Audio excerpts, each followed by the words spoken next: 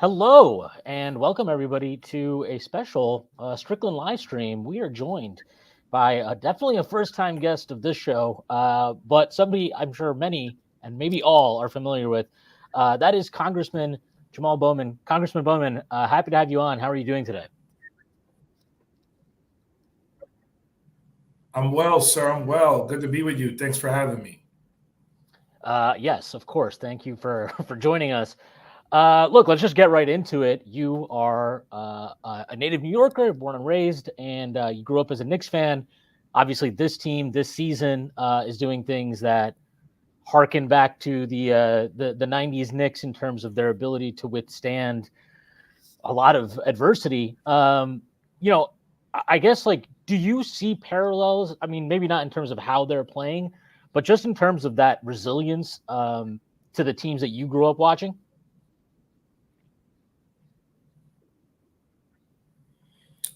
Oh, 100%. I think Jalen Brunson embodies all of that. Um, Tom Thibodeau embodies all of that as well. The toughness, the resilience, the focus on tenacious, relentless defense, the discipline. I mean, Thibodeau's teams might even be more disciplined than the Van Gundy and Rowley teams because Thibodeau, that's his calling card, that discipline. And so, yeah, there are some parallels, I mean, but the '90s teams were more bruising on the inside, with Ewing and Oakley and Mason and all those guys with a little more, I guess. They were bruising, they were physical in the backcourt as well with Starks. But this team seems to get this calling card from its point guard, Jalen Brunson, and then wing players who could just slash, hit the three, play tenacious defense. We have great interior defense as well. So it's a lot of similarities. Yes, lots of similarities. But, it's a long way to go, man. We're only like one game into the second round. Yes, we do have a long way to go, and we have another step to take tonight. I am curious. I've like kind of had this whole theory for a long time that the Knicks like have to embody a certain type of play style, and like you kind of have to be what you are. And those '90s teams, like you mentioned, they were physical and bruising, and those '70s teams, they were known for their defense and their connectedness. And when the Knicks have been good, they've kind of played a certain type of way. I thought last year's team connected with the fan base in a very special way, but I think this year's team, has connected in a way that I feel is really special. And I don't know, do you feel like this year's team, as somebody who grew up in New York, like is there something there to the idea of like this year's team as a New Yorker? There's something special about that connection with the team, the players on it, and the city itself.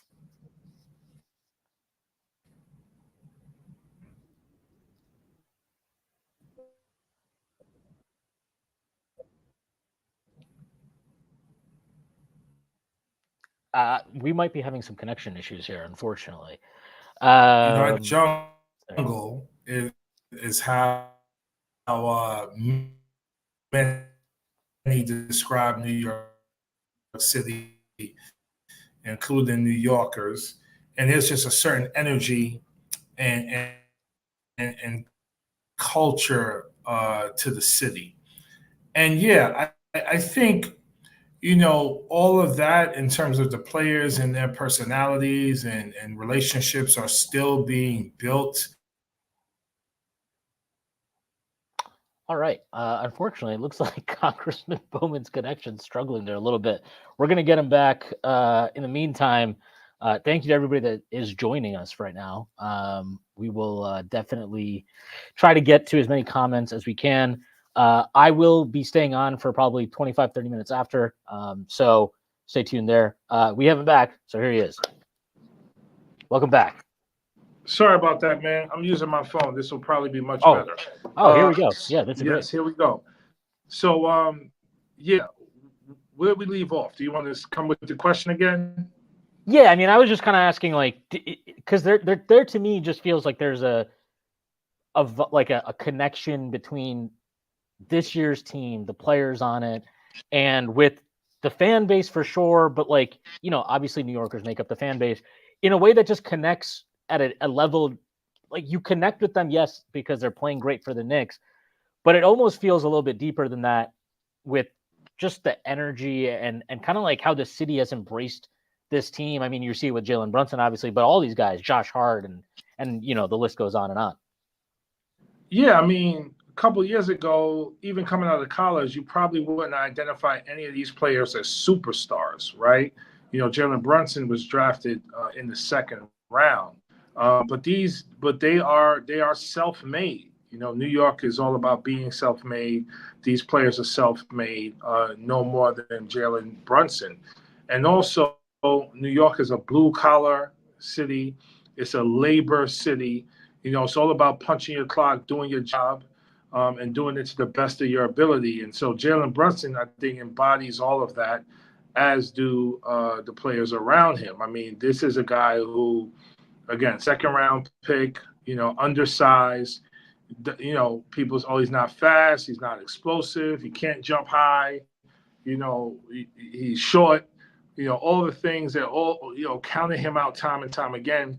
Just like New Yorkers feel that way oftentimes. We, regardless of your background, your race, your culture, where you live, we have a chip on our shoulder, but we also have a certain swag, and that's what Brunson and the team is embodying right now. Again, it's early, so we're having this conversation is great, but let's not get carried away because we got the goal is to get to the finals at least, which is going to be very hard with Boston in a way. But I do believe the Knicks have more character than the Boston Celtics, even if they may not have more talent on paper, quote unquote.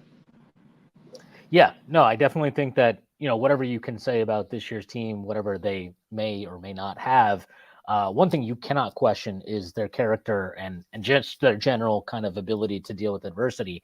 Look, let's go back. Obviously, you did grow up with those '90s teams. Who was like your guy on that team? Like because mine growing up, like I was a big Mason guy, but everybody has like their guy on that team. So I'm curious who yours was. I mean, when I played ball, I was short.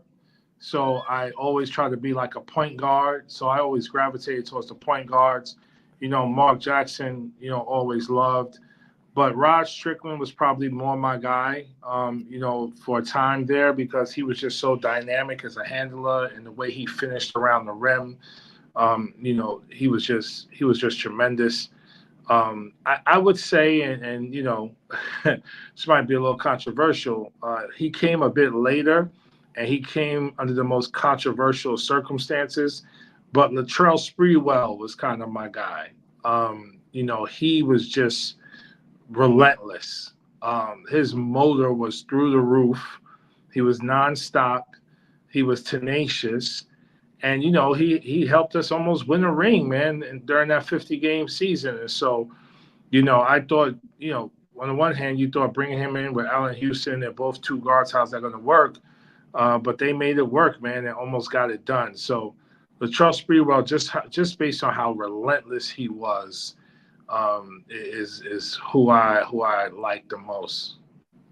Yeah, Spree was always an adventure. That much is for sure. And he was huge. I mean, people forget obviously because we lost that series in the finals, but his game 5 against the Spurs is he was amazing in that game. He's the reason they were even had a chance at the very end of the game. So he was spectacular.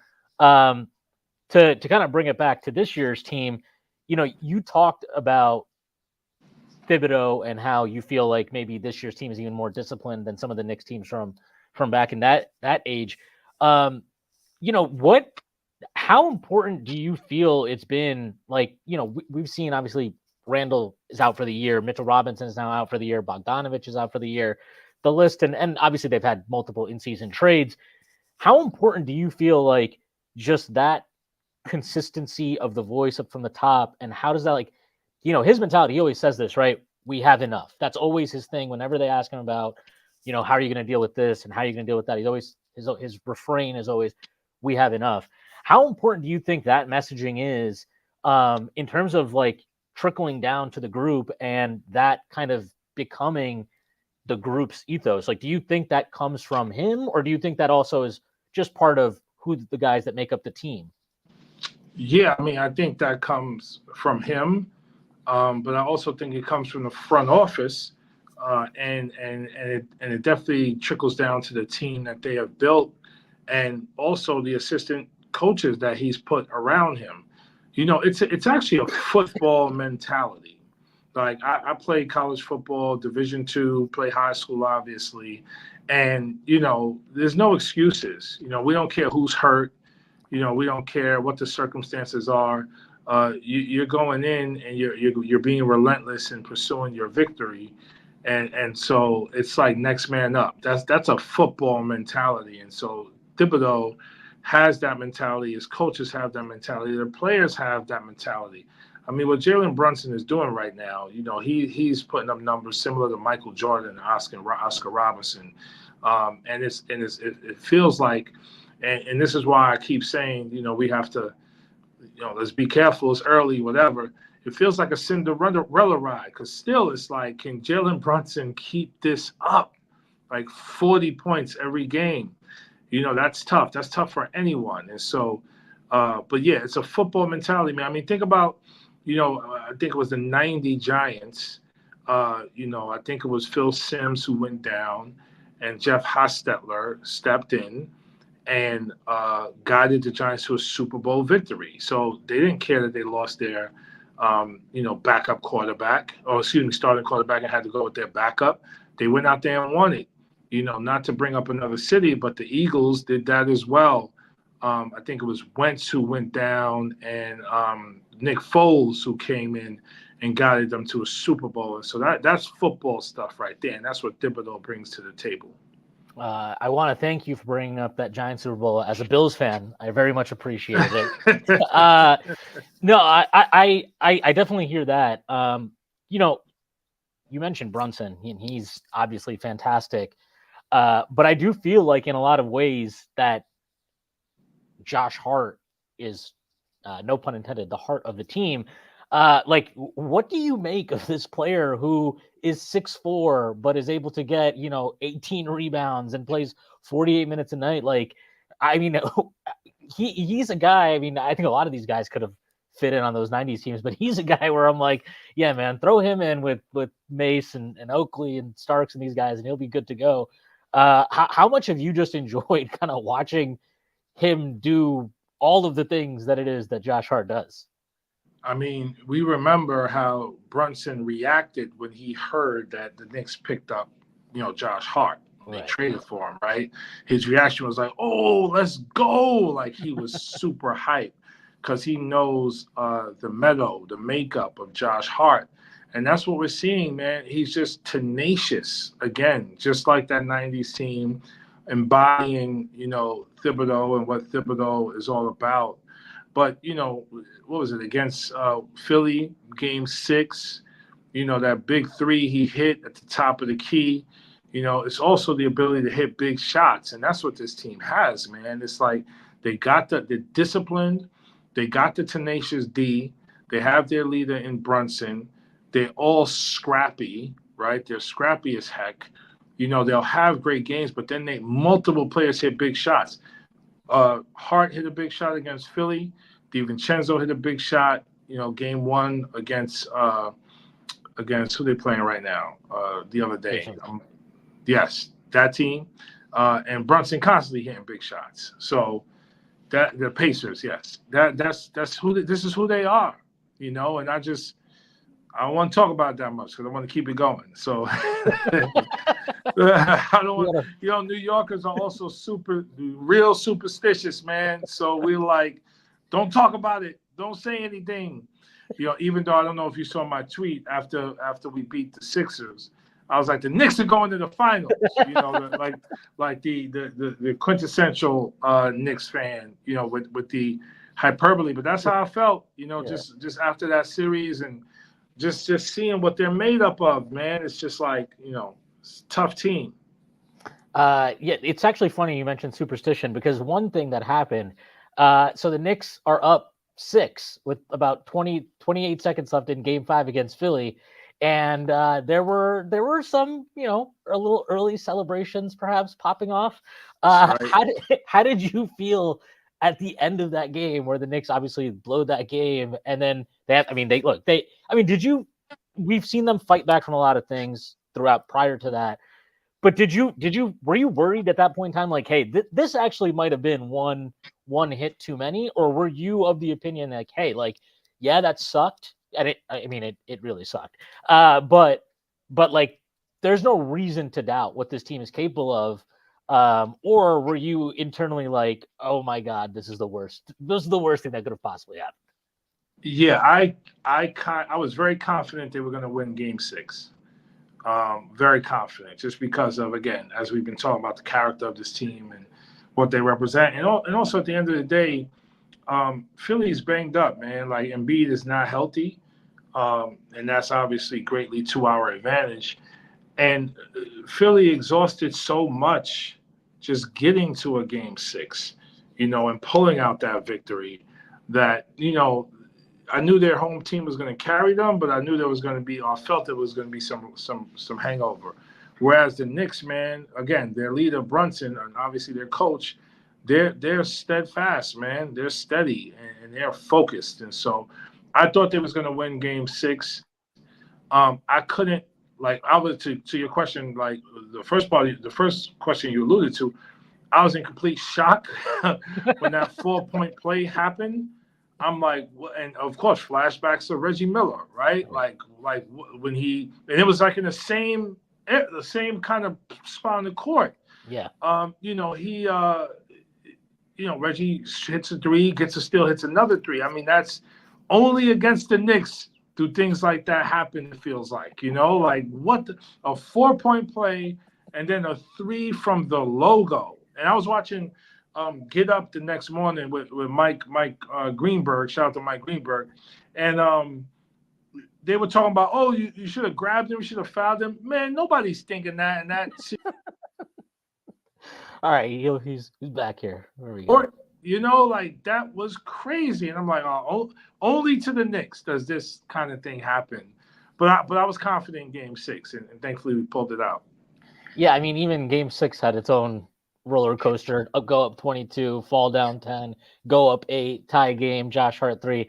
Yeah, I mean, look, this team has they've definitely given us stress throughout this playoff run. They haven't played a game that hasn't been a roller coaster ride quite yet. So hopefully tonight we get a nice blowout win. But I'm not going to hold my breath. No, that's not going to happen. That's absolutely not going to happen. You said the big man is out for the season, right? Yeah, Mitchell Robinson's out for the season. Yeah, so that's going to hurt us, man. He's really great for us. I mean, his backup, man. Forgive me for forgiving the names. I'm working in Congress, so I don't keep up as much as I'd like to. Hey, but we got a native New Yorker, Bronx native, Precious Achua. Yeah, he's really good. Like, he's, again, like, motor, size, strength, smart, relentless. He's really, really good. But at some point the injuries catch up with you. Like, again, not to talk about another series, but Luka Doncic, man, if he's not healthy in that series, they're gonna get swept. And his knee is hurt, and Embiid's, the best ability is availability, man. And if you're not available, at some point that's gonna catch up to you. Even the Thibodeau team. Yeah, I mean, there's definitely, at some point you just reach a critical mass and it'll cost you. But hopefully the Knicks can still power through this series at the minimum. Yes. Eastern Conference Finals is a great season for this team. Absolutely. And then I still think, though, and I don't know if you were going to ask this, I would like to see another bona fide superstar on the team. Like, no disrespect to Randall. Randall's been holding us down. He's been great. But I mean bona fide, like a Antetokounmpo type person. I would love to see that on the Knicks. And we got a lot of picks, but we can maybe wheel and deal. So we'll see. Maybe that front office that you were talking about earlier can get that done for us. You did say that you're a shorter man. You like your point guards. I am going to go on a limb because we did get a question here from Zan Rosen. He asked who's the Congressman's favorite current Knick. I'm going to go on a limb and guess it is Jalen Brunson. but I will let you answer the question. It is Jalen Brunson, even though that's like cheating. So I don't really want to say that. But who's the brother that they just got from Toronto? Oh, OG. OG. I like OG, man. OG is good. He's solid. He's a solid all around player, heady, smart. He's super smart, man. That I see why they traded for him now. He is like the perfect Thibodeau guy. So I like him, and I like Hart too, man. Hart is great. OG, Hart, but Brunson would be the guy. Cheat code. Yes. We have a few fun questions here. This one's from Greg Pinto. Can Congress do something about TNT sending Reggie Miller to MSG tonight? Should be illegal. You might be right about that. I got to admit, and I think a lot of Knicks fans might agree with me. I really like Reggie Miller, man. I mean, we didn't like him that 6-point play, but the thing about New York, if you kick our butts, we kind of respect you, And so I'm a big Reggie Miller fan, and so yeah, it should be illegal, but Reggie. We might want to give Reggie a pass, man. He's a legend. I love Reggie. You gotta give Reggie love. You're treading in dangerous waters here. We got an interesting question here. This is from Mike Plew. As a former Bronx-based educator, I wonder if the congressman has any relationship with Earl Monroe's new Renaissance School. I do not, but I'm about to take a note. Renaissance School. First of all, I love the name. I might have to visit that school, man. Earl Monroe has a school? What? Yeah. That's awesome. Yeah, I believe. I think if I remember correctly, Randall had a couple of seasons ago. It was like every 3 he made, he donated $100, I think, to that school. So, yeah, pretty cool relationship the Knicks actually have with that. Oh yeah, I'm definitely checking that out. Yes. All right, so look, we obviously have this year's team, and you mentioned Eastern Conference Finals would be a great season, especially given all the circumstances here. Obviously, the Knicks are never, or we as fans should never be satisfied with just that. Like, do you feel though that this team, for the first time now since those '90s teams, obviously they never quite got it done, but do you feel that this team, with the way it's set up, does have a chance to kind of break that 50-plus year curse of, not having brought a championship to Madison Square Garden?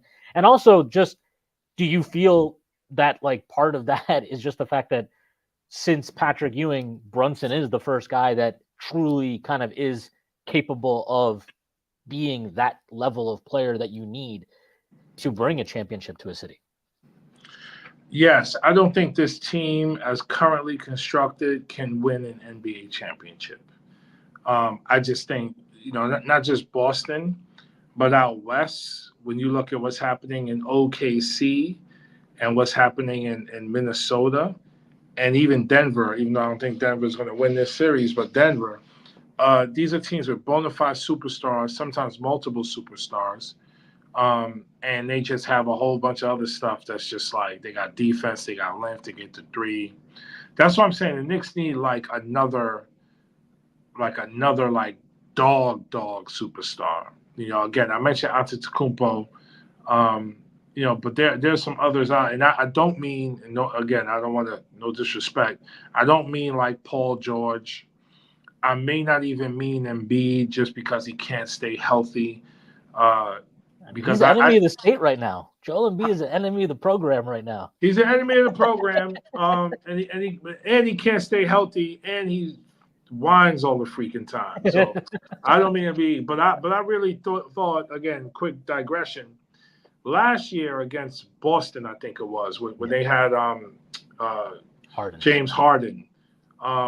Embiid was unstoppable. Like, if they could have just kept giving him the ball, and if he had like a Shaq mentality, they'd go to the finals and compete in the finals. But unfortunately, they didn't have the character, which is the problem. Anyway, point is, currently constructed, no. We gotta use some of our draft picks and maybe even a player to get someone in here who can put us over the top. We need at least one more to complement Brunson and complement everything else going on, I think. Yes, I agree with that. We got a very important question here from Seth Rosenthal. Can Congressman Bowman give us 14 minutes off the bench tonight? Shit. I might be able to give you 4 minutes off the bench. I'm embarrassingly out of shape and feeling old at 48 years old. So that's why I'm back in the gym with personal trainer doing all that good stuff, man. 14 minutes, Lord have mercy. I would need an ambulance. 4 minutes, I might be. I could give you a good 2 minutes. That's for sure. I'll be tenacious on D. I'll dive all over the floor for loose balls. I might get a rebound or two. I would be productive. My plus minus would be good, I think, for 2 minutes. Hey, if you can carry us in the non-Brunson minutes, we're good. Look, you mentioned that you did play football. There was actually a little bit of a back and forth between Austin Rivers and JJ Watt about, NFL guys couldn't play in the NBA, but the NBA guys could play in the NFL. I'm not sure about all that. But who on this team would you be? Are you most like, yeah, this guy, he could definitely play something in the NFL, or he could definitely play something in a football team? Maybe OG. Probably it would be OG. Probably. Let me tell you. First of all, all of these people we're talking about are like, they're not human. Like their athletic abilities are on a whole nother level. Like, first of all, they're giants and they move like they're sprinters in a 100-meter dash. I mean, remember a couple of years ago that Seattle wide receiver like literally ran 100 and didn't come in last, and he's built like a machine, right? So these athletes, first of all, both could play in the other sport. Like NFL players can play in the NBA, and NBA players can play in the NFL. They'll be probably mediocre at best. And then NBA players, they don't want to take hits like that. But yeah, probably OG.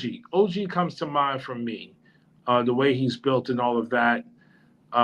Brunson, I would say Brunson, but in my mind, I'm like, I want to protect Brunson at all costs. So I'm thinking in my mind, like, nah, he'll get hurt. No Brunson. OG, I think, could come back, could make it happen. Yeah, OG, for me, it'd be Josh Hart, just because I don't even know. That guy would just be diving all over the place, throwing his Josh Hart get hit one time, he'd be finished. No, it would not be Josh Hart. Not thick enough? No, Josh Hart. I don't know what his 40 time is. If he runs like a 4.2 40, maybe. Because he can run away from people, but no. Not if his 40 is not, it would be bad for Hart. Definitely, but yeah, I don't know. He's got that dog in him, though. You never know. Yeah, but you also gotta freaking deadlift 500 pounds. I don't know. It's not, the dog's not enough. You gotta also be physically just like a gladiator. Yeah. Just so you're aware, we have a lot of people in the comments that think you might be able to give us a few better minutes than Alec Burks can. So you got a lot of believers here. Yeah, damn. Okay. I appreciate that. That's not true, but I appreciate that. We do have a funny question. Did you see TJ McConnell at the Capitol on January 6th? I didn't. Who? The Pacers' backup point guard. Oh my goodness. I did not. But you know who's here all the time? Oh man, I'm gonna get his name mixed up. Because like he's like a lobbyist kind of. Is it Enes Kanter? Oh yeah, he's there. He's from Turkey, right? Yeah, yep. Oh yeah, he's here all the time. I haven't seen him much this cycle, but he's here a lot. He's a lobbyist. He does a lot of lobbying for for his native Turkey. He's here all the time. I actually we were going after each other when I was challenging Elliot Engel. Because Elliot Engel like helped him, a couple times when he was in office. So we was like, joshing each other a little bit. Oh man, that's actually, it's good to see that you came out on top. It's the important thing. That's right. And his freedom, as he's known now, he did not leave New York in positive terms, and certainly has not covered himself in glory since then. But that's right. So Senator, Congressman, I appreciate your time so much today. obviously, if there's anything that you want to let the people know out here that you'd like to promote, feel free. You have the floor to do so. Oh, appreciate that. So thank you for having me. This was a great conversation. If the Knicks get to the Eastern Conference Finals, let me not even say if, when, because I really think they're going to beat the Pacers, God willing. I hope the Mitchell Robinson injury isn't too severe, doesn't derail us too much. But I got to come back on if you don't mind, because we got to talk about that. But yes, go to Bowman for Congress. Take a look at a lot of the work we've been doing. I'm sure you'll like it. And support us in any way that you can. And wherever you are, please make sure you are in relationship with your elected officials. I know politics is, a lot of times people don't want to get involved because, it's crazy up here. And it is true. That is very true. But we really need to hear from the people, real people. And there aren't any realer people than Knicks fans. So please stay in touch with your elected officials, including me. And go to bowmanforcongress.com to learn more about what we're doing. Well, thank you again for your time. We will definitely be supporting you, and you will be supporting the Knicks, and hopefully both parties are successful in that sense. That's right. Absolutely. Peace and love. Thanks, man. Thanks for having me. Take care. Appreciate your time. Okay, bye. Bye. All right. So thanks to everybody that joined us here on the live chat. Definitely, I don't know. I want to let everybody know I was not ever expecting to be talking to a congressman for anything that we were doing in Strickland, but here we are. The Knicks do play tonight. They play, obviously, the Pacers at 8 o'clock. Unfortunately, Reggie Miller will be on their broadcast.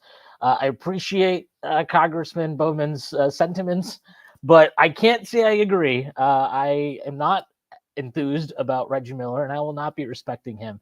But it is what it is. We haven't done a pod since the news broke out yesterday, but Mitchell Robinson, obviously, most likely, almost guaranteed now at this point to be out for the season. It's a big loss for the Knicks. I know that he didn't have a great game one, and I do think this is a pretty solid series for Precious.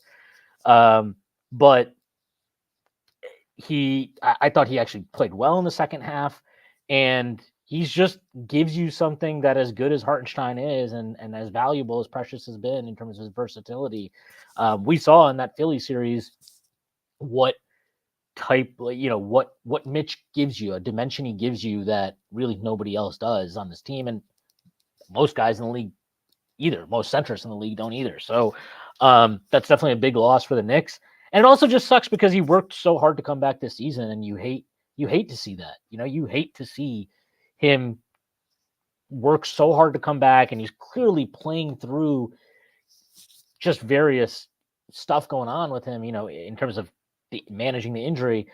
He was really toughing it out for the Knicks, and it sucks that his season has ended this way. And obviously the Knicks have dealt with a lot, right? They've also lost Julius Randle. He's been out for since the end of January.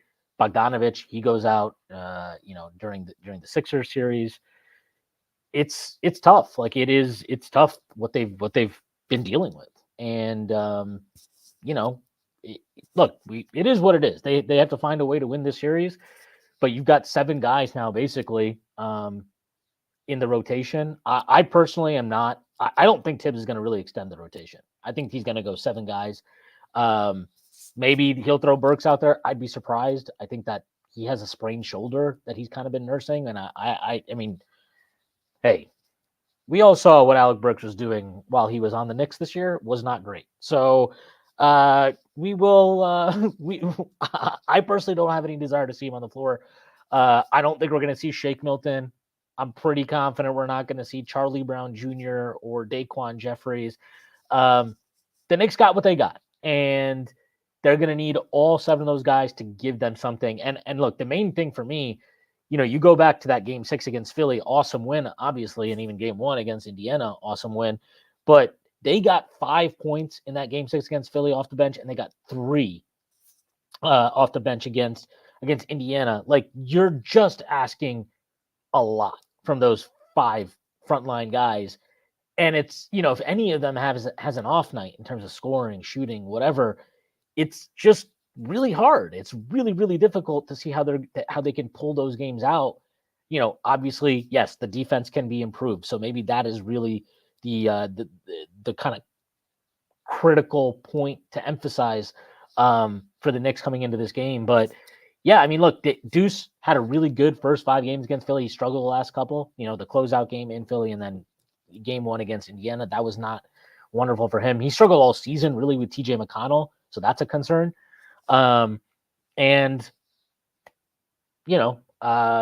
as what Precious gives us in terms of his defensive versatility and rebounding and all those things is great. It's really hard to expect more from him than that. It's really, any points he gives you is kind of a bonus. So we will see if Jalen Brunson can keep this up, in terms of his scoring and it's been incredible to watch. It's also something where you wonder, like, can this sustain, against this opponent, this Pacers team? Yeah, maybe it's possible. But if they get through this series, I just think you're going to reach a point where you just don't have the overall firepower and shot creation and all those things to get to that fire. I'm reading this comment here, which I will actually read. To reach that championship level, and it sucks because we saw what this team was in January after that OG trade. And that was without Mitch too, still at that time. And we didn't have Bogdanovich during that period either. But it sucks that we never got to see this team whole and this team kind of with all the different pieces that they brought in and made moves for. We never got to see all of that coalesce together and see if that January month was something that could have sustained for the rest of the season and into the playoffs. And obviously, selfishly as a fan, obviously it sucks for Julius on his, personal level for him and just as a person. But as a fan, it sucks. And at a selfish level, it sucks because we know Julius has struggled in the playoffs the 2 times he's been there. Would have been, and I do understand that last year he was dealing with the ankle injury, but like you're operating a little bit now blind in terms of what can he be in the playoffs and how that informs your decision as a front office or as an organization about what to do with him this offseason. So that part of it all sucks that we just didn't get a chance to see this team whole, especially because we've seen now what Brunson has become. But we move on and we will have to go and try to win this game tonight, go up 2-0. Obviously, if you go up 2-0, you have a great chance of winning the series. So we'll see about that. Jeremy Anselson asked, can the Congressman pull the MSG fire alarm if the Knicks are losing? I hope so. That would be nice. Be a good move by him. Or Yusuf, don't mention that word Embiid again, Congressman. Yes, do not mention that word again. No Embiid in my city. All right, I'm gonna close this up. Again, thanks to everybody that was in here. And just kind of gave us content to and questions to ask him. And thank you again to Congressman Bowman, who isn't here. Also, if you've not done so, definitely check out our Patreon, check out the merch, check out our website, all kinds of good stuff on there. Matthew Miranda, Colin Loring, everybody has done great work on the recaps, individual pieces. Colin wrote a really good one about OG that came out yesterday, so definitely check that out. Check out the merch on the website. There's a link that'll take you there. Obviously, district.land. That's the website. You can find a link to the merchandise store. We got our Nova York line, which, by the way, you might want to get something of that because the Nova boys are carrying us, and they did carry us in game 1. So, definitely check that out. And aside from that, again, thanks to everybody that was in here. I'll be on today for the post game, so hopefully we'll be recapping another Knicks victory. But yeah, until then, I'll let everybody go. Go Knicks tonight, and I'll see you after the game.